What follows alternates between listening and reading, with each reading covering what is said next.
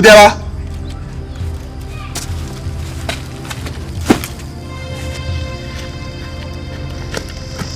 Why we telephone or what? Oh yeah.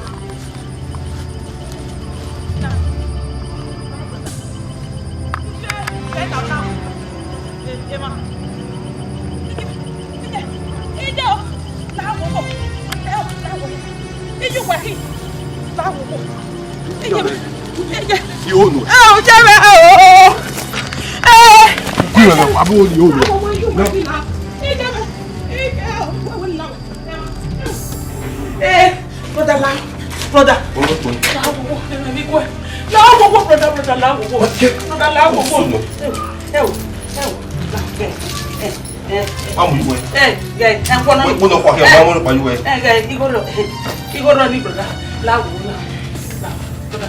Iṣu wà kí n wà máa wà lá. Wọ́n bu wa. Iṣẹ́ láwo wo. Wọ́n ní bu wa jù àwọn.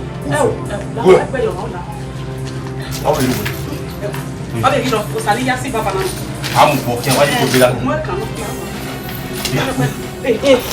Le wọ́n kẹ́kẹ́ kọ́. Ije o wá ṣe. Ije o wá ṣe. Ó pé á.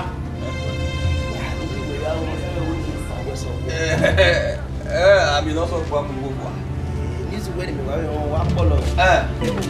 Ẹ wí bẹ̀ kíkú ẹ̀rọ àrùn ẹ̀wọ̀n ẹ̀wọ̀n ní àwọn àdébọ̀ ìsílẹ̀ láti ẹ̀ nípò. Nípò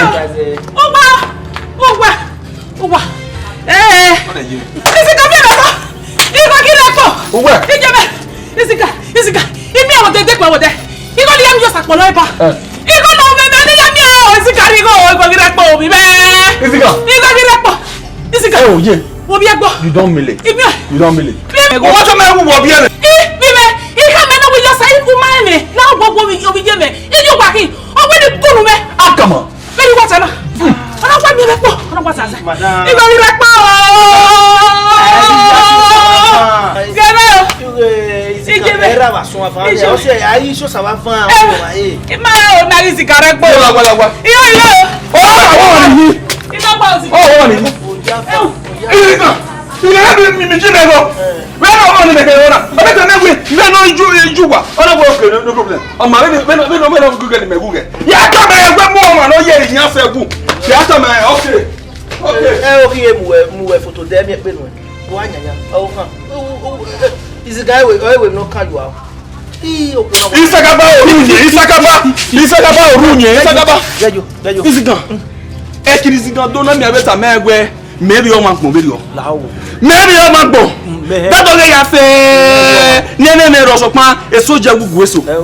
Beni me wari wa na.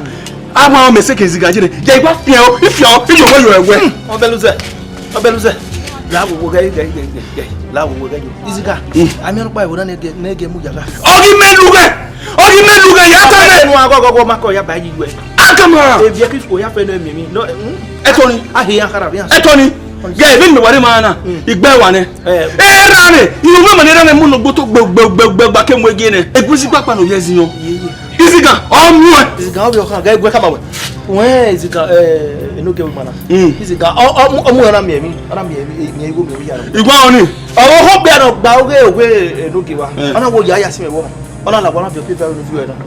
Do fi na bona eno ge kwa. Onye gi neru na le ba do mu ye ga ye mo. Abami Izigan we. Amami di. Eno ge we neru we. No gbeji dagbo ni emi ya he. Amami di boy. Amami aje kwa do fi na bona. The boy bi opia bi na. E fa ho no pa wa fi we no we fi we. Bejo la ho. Yo ni ya mi we are. Okay. Izigan. Gumi ajo po na no bobo ni amu e. Bobo ni amu e. No, boy ya tu. Okay. Eli ono. Izigan mi o. Ge be nu nyanya na ni. Na do ho we Izigan yo we lori. E do ba me gi ho gwa. Wo me mi di boy ba. Wa talk be. Wo me mi di boy. Amanyo. Izigan. E ka bi yo gwa we no. We ka nyane ni fe ku na e be de bie. Ma san. Wa mi e ta me bi ga agbe o. Okay. Ima gui. But then you always the guy. And you always the guy we are here there. Hello here. We wait for waiting am. What made you?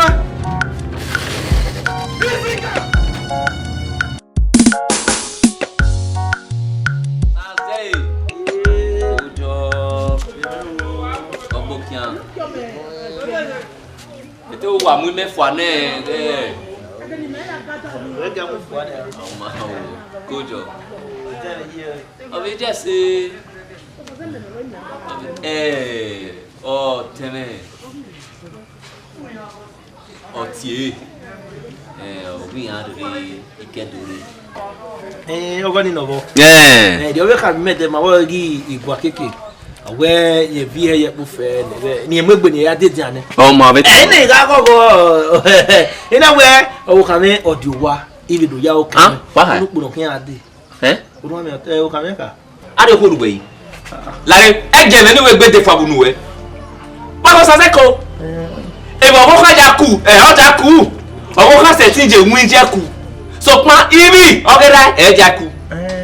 Road direct baby, no one book on your hair. Gbọ́dọ̀ yẹn lóko mẹ́rin náà wẹ̀. Akẹ́ àti òkú ọ̀wọ́ kan wà ẹ̀ tàbí mú ìkọjọ́ òhun nira. Òrùn àmì ẹ̀ ọ́ ní mẹ́rin sẹ́nà àpá ó bá nìyà. Ẹ̀ ní yàfẹ́ mẹ́rin kọ́ iná wẹ̀ ọ̀rẹ́ ìdòwé náà kẹ́kẹ́. Àìkè mi wẹ̀ ìsúnyà bá ìgàn wúra. Gbogbo ẹ̀ náà tọ́ tí àwọn kan wẹ̀ ẹ̀ jí. Ẹ gùn ìdọ̀sọ. Ọ̀tẹ́lẹ̀ ní ìjà kù là họ́ ẹ̀ kì máa wẹ̀ gùn ìwọ̀n ẹ̀ bẹ̀ nìjẹ́. Ọ̀tún bẹ̀ ká ìmẹ́sẹ̀ náà wúyẹn bẹ̀ ju wẹ̀ àgbọ̀ máa kú. Ọ̀kẹ́kẹ́ ní ká mú. Yẹ á nà nẹ́ẹ̀bẹ̀ lọ jẹ ló da eri màlúù ẹ̀ ẹgbẹ́ máa máa zú ọ. Laho eja gwe o ma be zo we gbuma ma ti be gwe o da bo 20 ku no eni gbe no ikesun ya baba yo re ya do we no keke awe no keke pede ki ti o e ta go se makin e ta go se makin o ma nezo fo eri o kan e ti mi go yo otomele ija ku runda e ina gbera ke joko pa ina ladian ya la joko pa ladian ndo temeni e ma 7 million na ya ba mo Kojo. Ore udo we mi no keke. Obi ado e hu. Aje. Fi me sugbo na dia. Me wa lagbo wa. Orun me la wo gbogbo e na won wo adobo sun ka gbogbo e rede foto ikari e ni wa la o. Omo wa do le gbere. O wa to. Mo we no wa de ma me ere ni ma wa ta mi pin. Izigan na wo je ni tale me Bible don ma kwa do ko wa Vivian na bo na Izigan mo ti wa ba Izigan pe no re ko ogbeno ke ko de re wo na omo amere o gele baigan ha abi de friend ma ya fe ni ma me wo na Izigan o ri mi ele ni ya fe no ma ko ogbe wa ma why am no wa emi na we ti wa na ni ma do zo yo amati egbe ma a bad guys ni rebel ma ti egbe ma egele ni rebel wa ga iwe mo na de na wa ya mu bo na wa mu gbadi na gele gberi wu yo awore o imi ti wa na wa do zio o gela ya gbe no ro ni e te u don mu re so pa no ana ya gbe ba ma na iwu do ko mi fe gbe me o gbe na gbe o ko ma han aye ru da we e kan mi ma ku gbe o po pa kan mi ma e bele e o wo gele tan wa do we ni ya ma na gele ya gbe ma na gbe wa ona ara gbon po pa kan do ya mu ni mo oni ma yo ge fo boy Fino jena me ga ta mo we ni wa guba wa si me ani me la yo ko wa ni la o degun ni la jan pa pe e ni ya je bo ni ya ye bo wa we la ko wa ga te ma gbon what you think why you were now what you think me can na here mo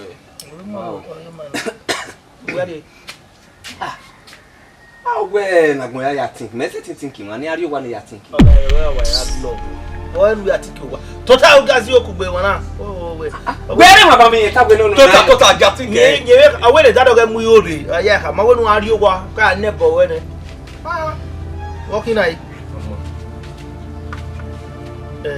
working me wo yo pa ni me ati na la ge we penis kan yi na we ne we e o si no take e we o si me ati so yu na piku ge de wa piku ge ne ai go gwe obi ma o ne ma go ba o happy na ye mi de poezi e ma ire wo ke se na ya gbe ari yo bai ai gbemfo ale le na gbo no au sadeo. Na piku gie Izigan. Toma he biku gizivi. Iya, mai ha yan biku gi. In weta na ri awe nda wa do ge ni a. I mana ya gbe. I mama na gbe wa ona agara gbon opapa han do amuma. Na ta se de no. Mai ha wa jo ni a biku gi. Could maybe like working on running. We have to show you where my lawyer car we could get when we're body we are do de bania. Izigan no me any boy can have ya. Come where and damn out my way. My way we could get any in a could you mind my dolphin or any. Anywhere do I Yaya way or I will wear Abe or your senior. Okay, what's your story? Where we are gay, what's your story? Agony, they do say the Egualo, I give me, they me wolf now. Well, I hear me walk, but there is there no about your or your wolf. Not in your person, so I might go on you. Are you better? I'm Lado Sazel. My quick again, the honey, or me give my way, my way, or can't be my walk. Ijo! Oko! Ijo! Otabe. Make biku ge Izigan. Izigan ma do mo je de. O ma ra le de. Ya biku ge. Wa be de. Biku ge no wa do gbe re wa. Why kan ka Izigan na biku ge ji. Wo ma o ma ka me kan e. Iwo keke iwo biku ge a. E ri ono. Azegbe no yido wa wo wa. Oji aso bo wa ke ku wa bo ku ri agbo awi dai. Ijo oni ime apapu a. Isa ti biku ge. Mi ka tamu wa dere we even no runda me la yoko wa latian e ya go ho e bi yoko wa. Ya ri ene ne mi no ya we la yoko wa ni gbe ri e ma. Ama bo ma ya go ho ene a. O me no ata ba. U koyo abi wa koyo. Ijo oni ime. Oh. Me no afio boy na. Ijo ye wa biku ge o ma ra me o ma dun mo je te. O ma wo ene o pa te. Ipa ke wa biku ge o ti a. Ah kon o vie sa. Ijo. Ah kon o vie sa de. Guys go come out. Okay, what we say about say who work for you? That when we move there, we manage to yo. We be go man uloma ro yin we Uyigue na yo mimi. Oh, and the mama be not that talk yo. Mwa. Oh, be here. No, but where of you where yo mu we. What damn it boy. Wa ko yo a ba we be. Oh, I be a keep there we na we kawe ba. What that say we go.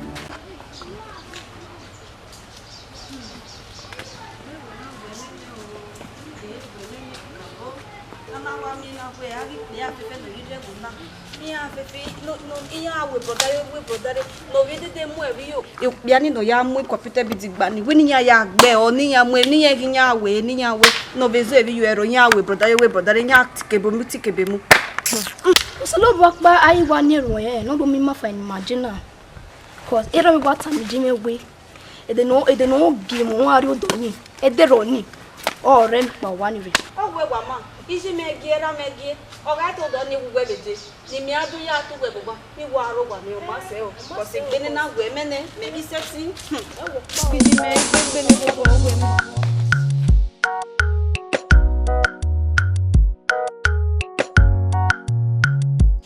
o te ki na di na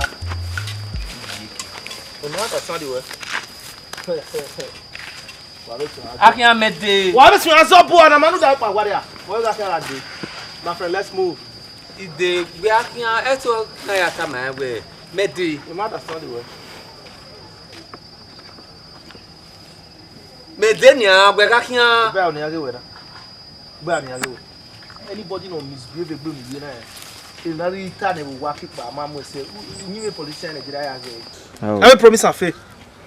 Oma we akia me avie mi soju we po nu we ya akia. Okay, nene mi na ni we avie me po nu wo mi na ya lo e we wa ve we ise wa we lo e ni. Voi waro go papa akia ya ta ma we my va ma odi ma house yo e. Ube mo gere na aso ba na wo pa ware. Da ba. Mi o ka mi no hobi go. Da re. Ide. Wala ria. Na. Mede. Jada o dey. E ta akia firi. Aba ma so na. De ke no hin jaga yabe. Sase. O ma stage we mana. O kapta bi na. E mana na mu yere yaga. Sase nye mo gwa be. Mana na mu we wo ba so we party ku he to o yogete. Sase. Ya. Allez. Il doit coller B. Il doit coller B. Vous devez coller B. Bros, d'abord. Allez, brosse, moi, brosse. Mon frère, toi. Allez, on. Il doit coller B. Ben, on risque. Non, le bail, ouais. Madogue, mana, ouais. Osabuohien, nous, nous, nous, gars, au campagne, mon. Bien, on a marqué. Maman, Madogue, mana, ouais. Nous, on pas avec un gars, Emma. Ma win ma be bu ade he ma do house we do house me ma be ku we iku me kam we me gwa liku iwa kama o itama me kam wa me gwa lo se a e ma tama we ba e ma tama we ba e ko bi mama o no ma do house we la wo i gwa lo se enu mi na wa ma school i gwa lo ho lo ho lo jan you know itama ba e gege na e o di bo ma yo ma you know saze ni saze e gege na ku ya bere iku wa iye ki ma ma se be yo so se ma gas Lawo mi miao. Yeke. Ai sama mu jaga ni. Yekima. Wa ya. O fe bodo. Ero ju wa yo.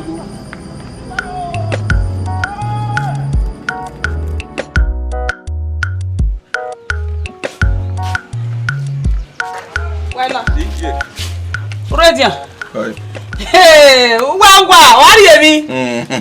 O ko mo ibe na ri èmi pe. Ye ku sa ma je o se mo wa do me na we ni e ko jo na wo obi na. Ma ta. Amare re. Ona ayan ni awo gbele yan ni. Ìjàgbá wa mo ayan na ri a to peperu we a. Ni ya ka wo wi àwọn go gbele yan o ya me ta na ye bo eno. Be no gbe ni a e gbe me. Ti wa wi àwọn gbo ma me na ga wo bu we na. E gbo o. Ama yo la àwọn kere o. Dai mo no wu. Ọmọ ìdè òyàrú lẹ́sẹ̀kì yá dẹ́lẹ̀ mi wọ́n mi jolo wọ́n mi mi rò pa ẹ́ 0 wa mi náà rí ẹ̀ báyìí. Ìyẹn jẹ́ wẹ́sì. Jẹ́ la ìyẹn èmi ẹ̀wẹ̀ ìbọn dáadé àbáwò lè dín àríyẹ kì í la ọ́ lè dín à wọ́n á gbọ́mọ̀gbọ́mọ̀ ọ̀wà rẹ̀ wà nìyà ọ̀dẹ́ báyìí kákáká nìyà náà mi ẹ̀wọ̀ wẹ́rẹ́ àbí jẹ́ nọ. Ẹ kélé oge yìí náà. Bẹ́ẹ̀ ni yẹn dé báyìí mẹ́wẹ́ dè dín à. Ẹ oge ìṣe wà mìàmìà ọwọ́ ò ní gbáru ya gbèdèdè gbogbo ọmọ ìkíyànà wà á wẹ̀ ẹ̀gọ́ rẹ̀ o ọmọ àgbà wà. E mo tata ime ya wa le dian e me ime ti wa mi ami ododo yi kankan e de o be ni ye wa ro do me be de dian yi kankan a wa gbe ija me gbo mo we mi e ma mi ri ma pi go okay e ma kan ma igbo ija omo ni me bi e wa asu isu ki bio ide o e no wa ri wa edeni gbanu si ne de no an o la iwe la dian so ti we iwo ka be de yan la dian ma we aba da bo ma dian Boje. Mende. Ijero wa. O da wa pa na. Ji wi te do ta me wo ga ri ki no le wa ri no do mi. Ya da wa pa na. Ta mi jo wo pa re ki ne. Ka wo ti we wa re de we a. Lari. La umi esosa. Esosa. Esosa ro wa na. Ya. La ogun meta me we no se dia wi ro wa. Wa mi o ta me wo ro wa. Bo. Wo bo. Wo no ta me so sa bo ami wi ro wa ai. O ma no wa ba.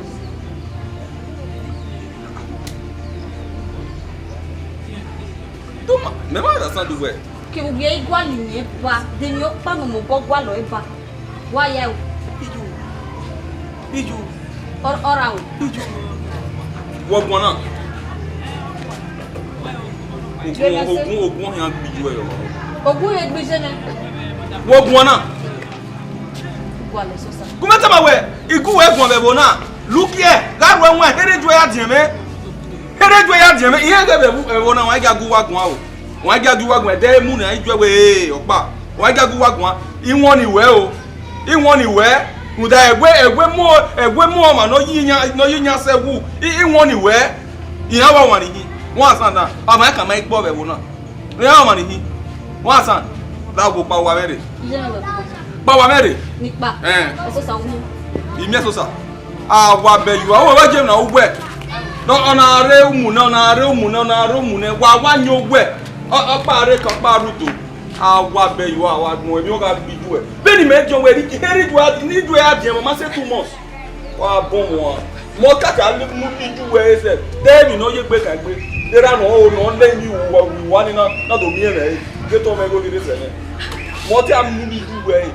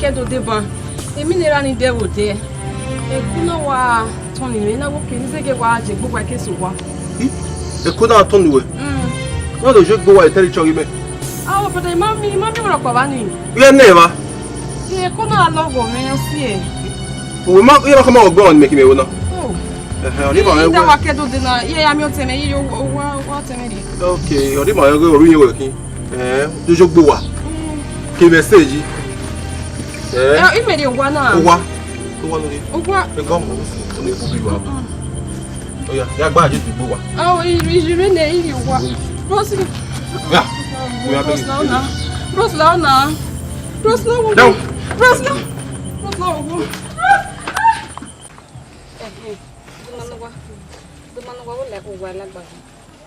Una hiyo egbo taberi oni yeah okay o message in no water imala ke ogbo taberi oni no me eno mo ogbo taberi o eno we ge ewala o semenu eno we unu we ya opogba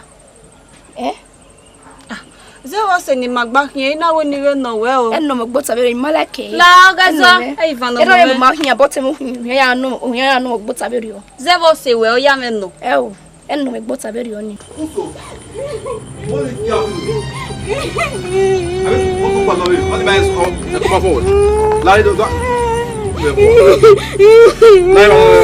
ask my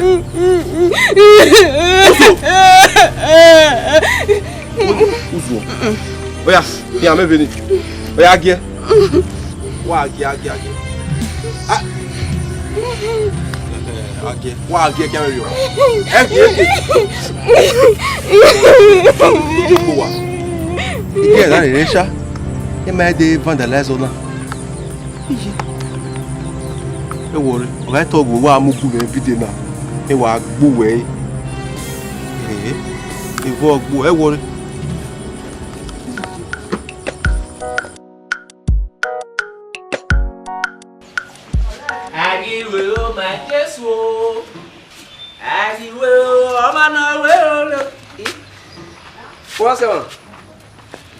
Kojo lugba wa ya kedore sin we ma de gwe mo ro pagbon wo se ma ha igwe bi meju gbo na dia me bi ma sugbo e na do ge na gwe me wa la gbo afie kan pa gbogbo na gbogbo to ni me ku se adime ai do fi gbi me na ina do we ni ya ke obonopa ni le ba la ni ge de ro samu dia me do bi fi bola o ko se ma me gugu na ko be no ya ke do ro ma ke gu me gu an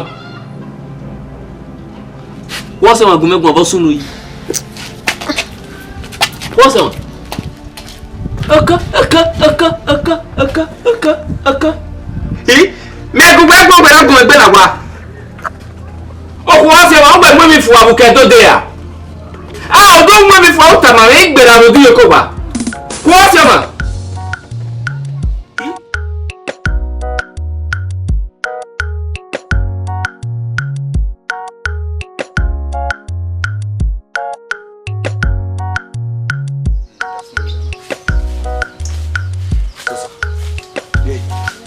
I will mark with me. Yeah, what good doing? When me go for week on the level. I will want to know a week big. When I call you, I am you when I can only mamma. Okay, maybe you now. Uyo, sir. Uyo. Hello. Eh? Sukma, I send you a fair anyway. I go again. You might go for you. I'll be the time. What time? If we are fair, you're going to I find out you wow. That's so sad.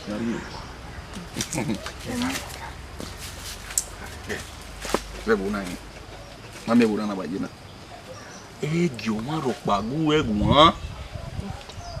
Oh, bagu, what am I way in whatever of Walla, here one day. Yeah, I mean, having a young bear. Oh, my uncle, but one of them way with the new sagi. I'm not a young woman. You know the boy. Because I didn't go. Oh, no, only time I will not boom. I did not know.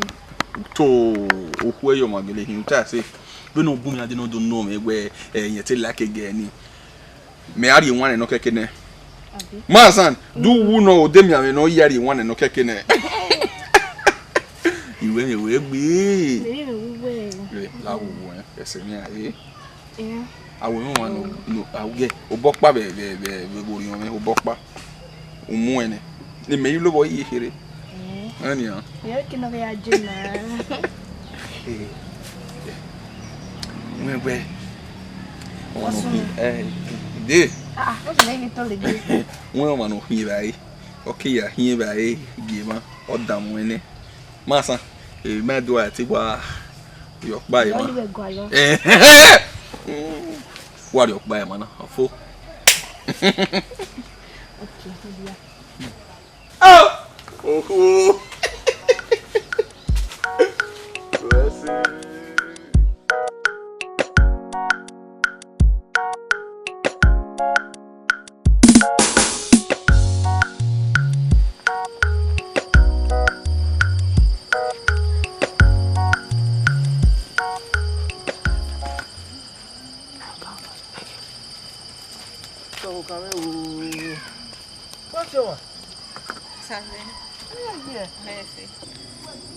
Uyigue dana no we nyina no we nyina that we so no like was yo we ba level na high me we no dia do ya se no we so go make no da we majibu ene majibu wa ka na we of course no dey wa ka ke dey na do mi na obi na dey me ya di ba me ani ko do fi me ka ma we la wa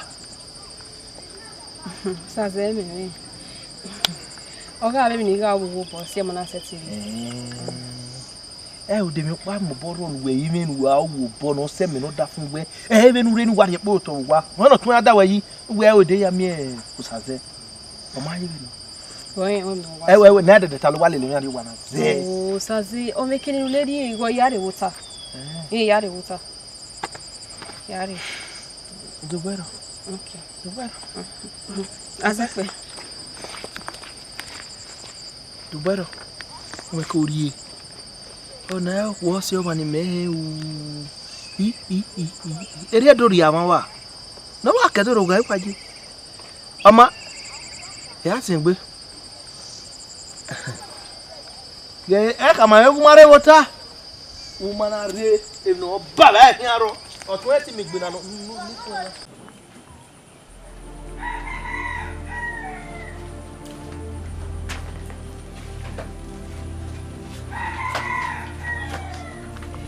Kali wa gwalo o ma de mu we wa de wa wa gwalo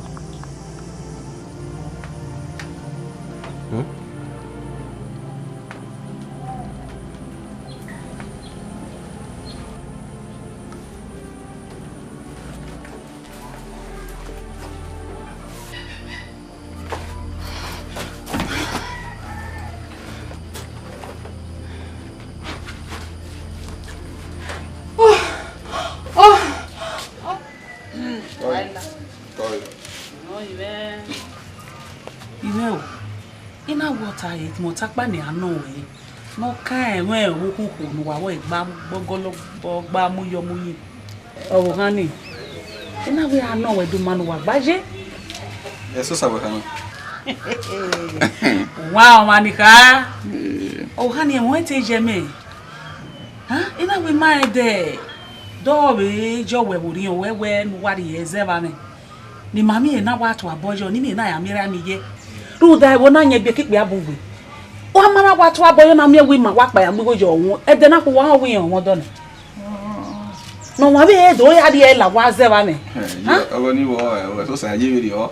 E mata. E ya me ku, ibe ya ku. E mata. O e ku nu pia, e de nu pia pa gbo egbon de do ta ma me ni. E mata. E me mege obi ru wori o we o. Metili kwa le me hata bu de na we me do ai. O izeni na ku ime ya ku o. Wo pa ni me. Ijimi. Wa zeke ya mi go yo no to abiele nu we me do pa me fa gba we abi me. O ize. Aba bi egba mo ba bi ba ni. O tane we wa ri no ri mo ri o. E te oge. O mai me a wa kele we bi ri o mo. Ye abi le le si o mo. E mo we o mi kon se ni o. We say me, we see. Ndo gba we va me wa di la wa.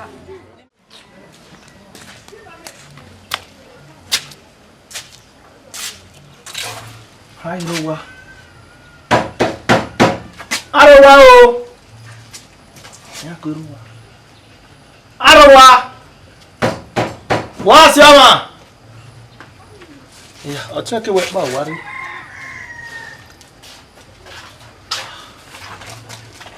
Sabe? What's your? We are here. Yes. Cool. La wo no ya me wa gba lo we le gbe. Do me mi ke mi dan ni we nu la nu ya po mi. Nda we wo ri aye we ko we. O ke nu we gu e ge nu ya se mi aye gbe wa na re do. We ge we ame nu sa se de. Mo ya bo ro ko no. We be so do. Nda nu ya re adina. Kawi do gwalo bana mi we wa be do mi me gbegbe oya ma we ti ba ku Saze. O we le mata. Mo me ri ro pa. Bo isi na yina de na. Sukun pa no. Ni gwalo. Berio. Igbe ku na wo mi. O keke we gini we. Ama me be kin. Wa ka ma wu igwalo e. Wo ka de body awe ge keke ma we re e ku wo pa. Saze e obi. Ki a se popo igbe wo mi ni setting. Wo se won. We. Ni setting igbe wo mi ni. E ma te wa ha ma we na. O demo izo we ba bi mes me akim yo na ma we ngbe tu bo me da we be ma se. O ni. We se ra ti me he gu na da wo ma he wo ma ya ni siko ya fe yes ma le. Wa kun la o ngani no kama we ko we ni we ikun ama we o ti da we wa ikun wo ma wu yoru Saze igi setting. What's your name? What's your igi setting e ro ri o wa pe me ba ya.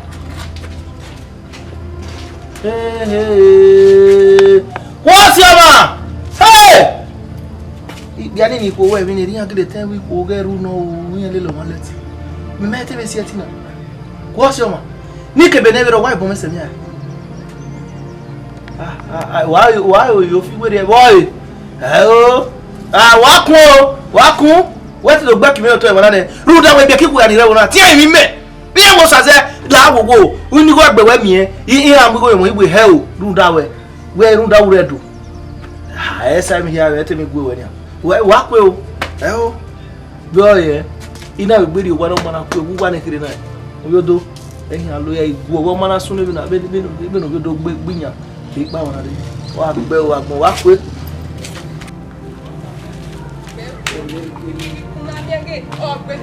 what's up Sir, brother.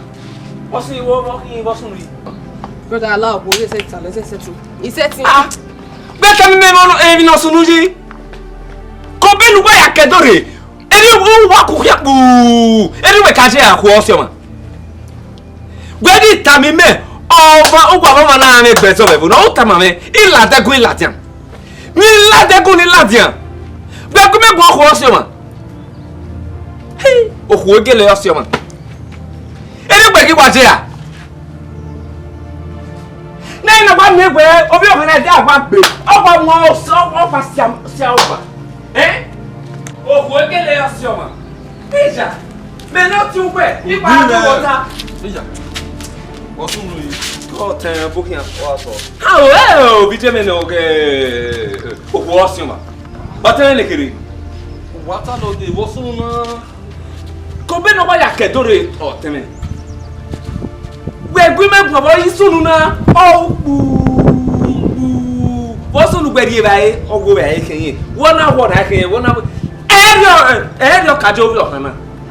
Bien te pari do erio kaje. Ya ga yoko wa omu to. Be me gbe sunu o ma ka wu mi ko gbe ta mi me ni laye ko wa ni latia ogo ni emi ya ye bo wa go meta mawe mo aba le kina emi na anure na mi na emi fa o yin akuku wi ni aruta na emi fa o ka wo e boy ton ama do maga ama o egbe iya we boyfriend do go pa me gbeso puta o ada wa break up the heart ra be ada wa break up the heart eri ko do o ni de ama o oge o ama no ro ni me majagi to ama run da ot me ama na mo go jo hunne o he gebe gwe yin anwe ko o na ama ina la ye ko wa ina latian o he gebe ta o ko si o no ro ge o sase ye mo sase aga be gbezo o ka ke no ta mame oh yo e beji no la ga money for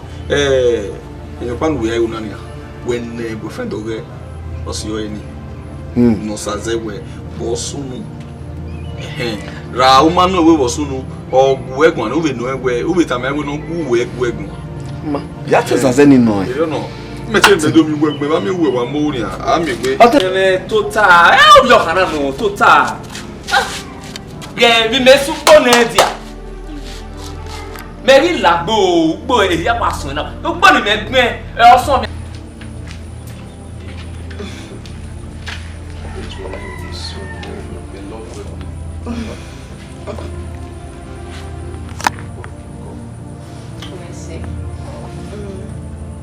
ya no otakwa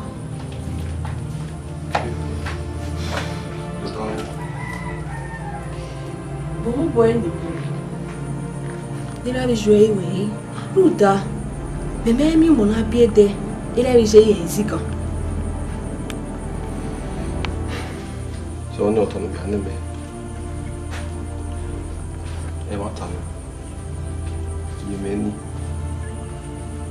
so pa mo egbe Izigan mo egbe Izigan de no sun mo no pe o ti ni mo sai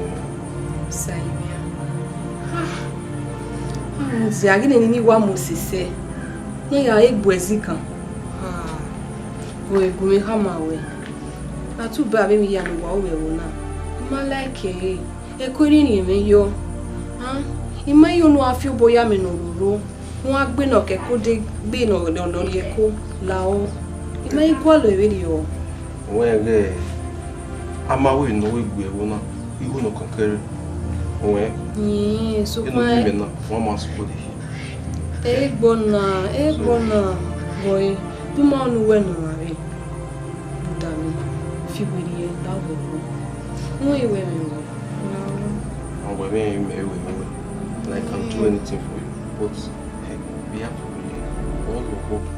Why ya lao ruda mi lao Ginu we jina na me se ti di we bot me no dun eyin akue won fi we ye yeah we now I worry me wa promise you when I care na we go back story about me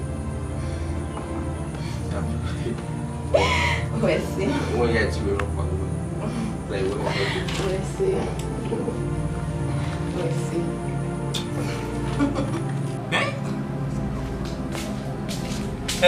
ça c'est akon sa ba wa mi o ti me video i me te kwa lo gbe ti wa Atene me Uyigue me no ge obo ina we ko be no ya kedori akwasi a ogba hu ede ka gbe o ede ka mu e gi miege no ohu oso ma yake ya no e so no da we na we mu emi fuara o gwa ba mo am egbe zora we gu megun obo kan e bi to asin o gwa kan se me ina we ni gwa lo ma do tama e o gwa na do tama me we ni gwe o da fun egun ina we ya gwa bo we ati o gwa e ru am ni gi je na kin we ka ma we onyi mo tun ni teti o ka me onyi mo ge mai gwo go me o do pa igwa lo eso do wa zewe no gba no we mo ko yi na ibo na do anu na we a be no we ya nyina ogu megun ya be gwo gwo won pupu me na wodi de go me ke na wa be mi kuda we zewa wo wan ni me na la wo ya bo me ni ya ka me na we bo gi sunu na o me dai wa mi na o kan ye ne o emi ye kian o ye gi gwa lo o emi ye kian na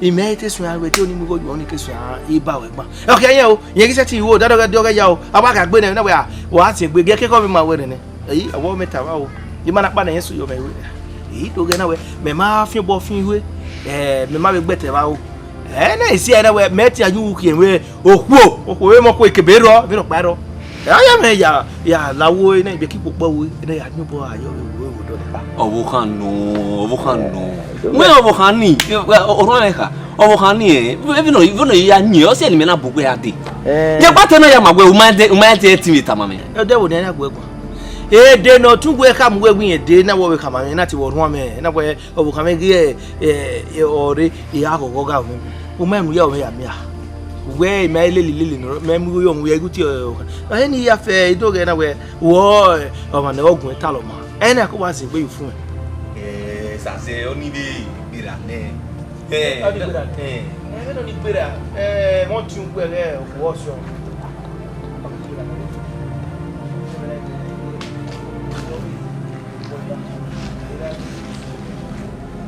sa se ku ya chance me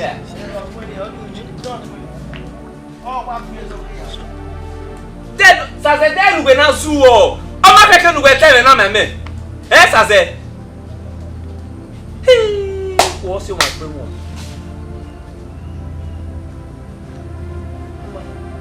ma go ba sa na ba fun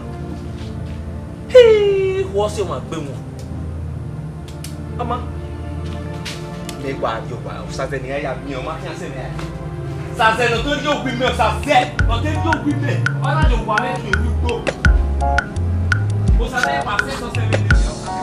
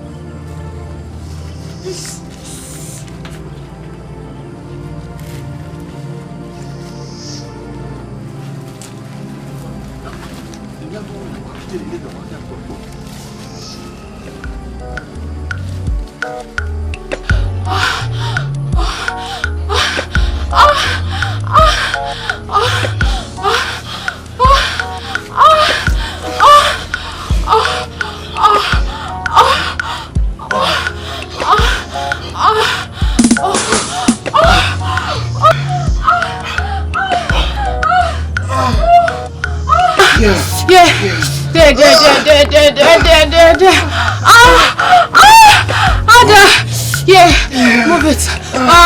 Yeah, I'm feeling it.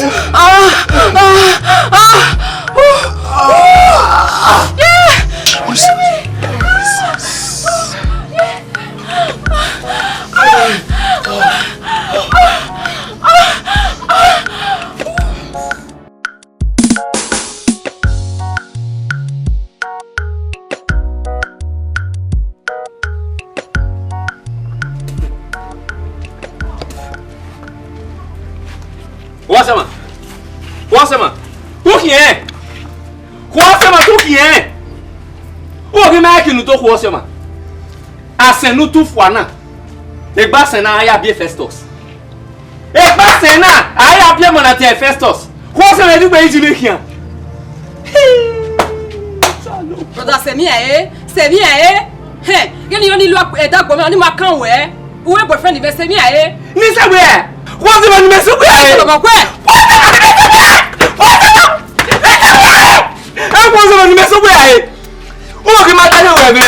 What is the grab? What are computer between Izigan and access you? Oh, Sonia! Ben Izigan access you a computer beauty and computer of Naki.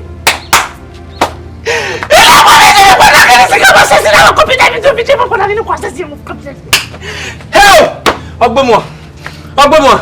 Izigan la Semia hey to stop him eh. Ah, me so where I was. O ma kan we. Brother Semia Semia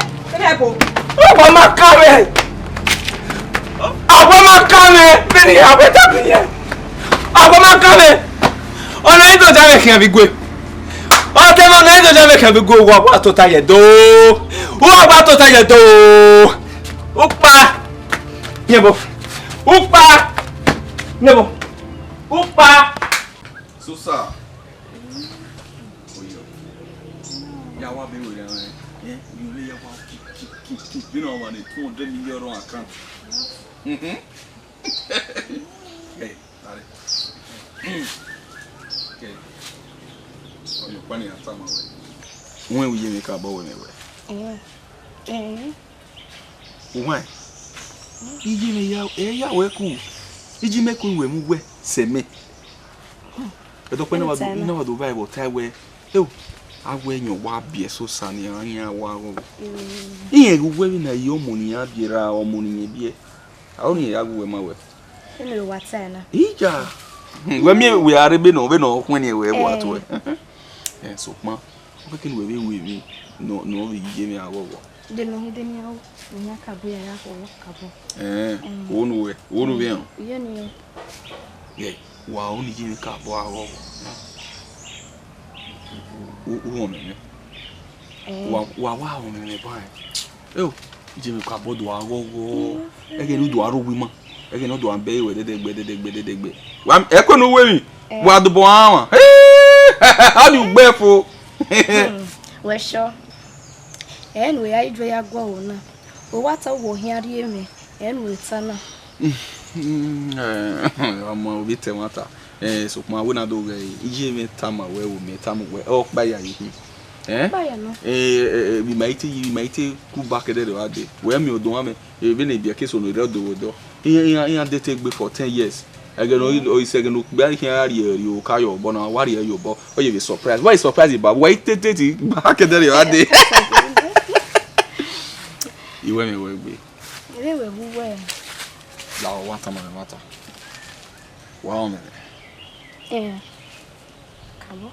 Vinta Junior, you will not be me, but so my me be on it. Move me a do a worry.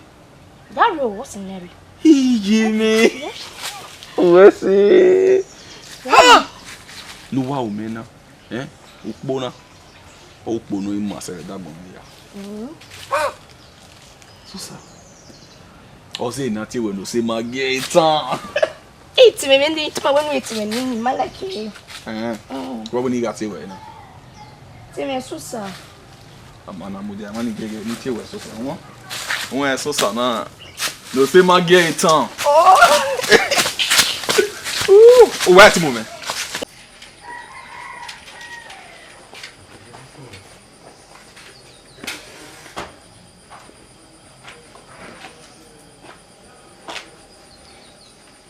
Vivian. Oi. Oh, here. Oh, yes, sir. I hope you're well. Go ahead. We miss you already. I'll just say there. Go ahead.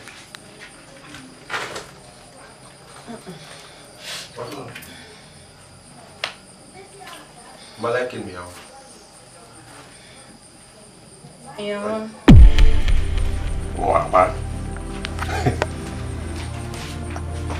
What did you make up with? I'm serious. Yeah. Uzuo. Wawa. Amakono. You of course. Oh, we know. We ma. We give me go on to makono. You are okay. Only can't be you. I am a repair. We are one. We are to come away 2 hours. I go now, my one. Mama, are you a baby? Gary, kid round me up. Young piggy. Mama, who's war? Yeah. Wagumeo, Wakamoro, Bagio, Momekun, Bois. Mama, we are the Cabana, Zua. Mano Mekun. Gary, Wakamoro, Bagio, Momekun, Bois, they do it, Billy. Mama, Ania. I've made him women make the area. Eh?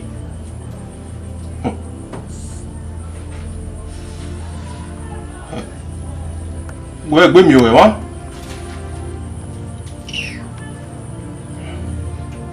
We're going to marry you. My joy.